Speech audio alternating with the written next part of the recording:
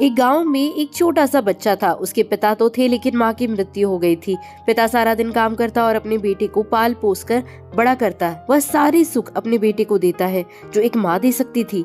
उस पिता ने कभी कुछ नहीं मांगा, सिर्फ इतना ही मांगा कि मेरे बेटे को कोई परेशानी ना हो। दिन बीतते गए, बेटा पढ़ लिख कर अच्छा जॉब भी करने लगता है और वह शहर में रहने लगता है।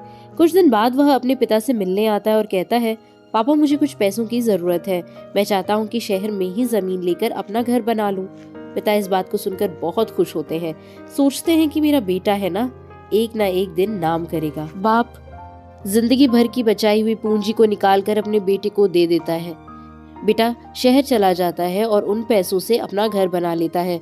पिता इधर इंतजार करता रहता है कि मेरा बेटा फिर से आएगा, एक दिन तो मेरे पास आएगा ही। जाएगा कहाँ? उसके पास अब कोई नहीं जाता था, क्योंकि ना ही अब उस पिता के पास पैसे थे और ना ही रहने की जगह थी।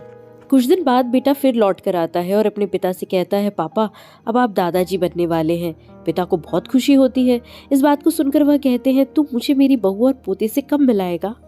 बेटा कहता है, बस पापा थोड़े दिन और। पापा मुझे कुछ पैसों की ज़रूरत है, क्योंकि आजकल थोड़ा जॉब में खींच बीच हो रहा है, जिसके कारण से मुझे कुछ दिन के लिए सस्पेंड कर दिया गया है। पिता के पास कुछ नहीं रहता है देने के लिए, लेकिन फिर भी कहता है, अच्छा बेटा तू रुक, मैं अभी आया कुछ पैसों का बंदोबस्त करके। पिता बाद में महाजन से कुछ पैसे उधार लेकर अपने बेटे को दे देता है और बेटा पैसे लेकर शहर चला जाता है। बरसों गुजर जाते हैं। पिता सोचता है कि मैं तो अब दादाजी बन गया हूँ, मेरा बेटा पता नहीं मेरे नाती को लेकर कब आएगा। फिर सोचने लगते हैं समय नहीं मिलता होगा, इसलिए मेरा बेटा अभी तक आया नहीं, वरना आया जरूर होता। तब तक महाजन 2-3 आदमी को लेकर उस पिता के घर पर आता है और कहता है कि आपके वादे के मुताबिक मैं पूरे 3 महीने बाद आया हूँ अपने पैसे ले जाने। पिता कहते हैं, मेरे पास पैसे नहीं है देने के लिए। महाजन कहता है, जब पैसे देने नहीं थे तो आपने मुझसे उधार क्यों लिया?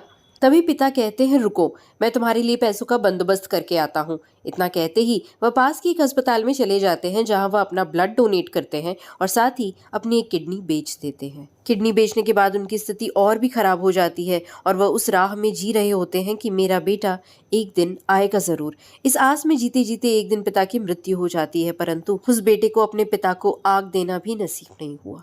तो दोस्तों कहानी कैसी लगी कमेंट सेक्शन में जरूर बताइएगा। लाइक शेयर और सब्सक्राइब जरूर करें। Thank you for listening.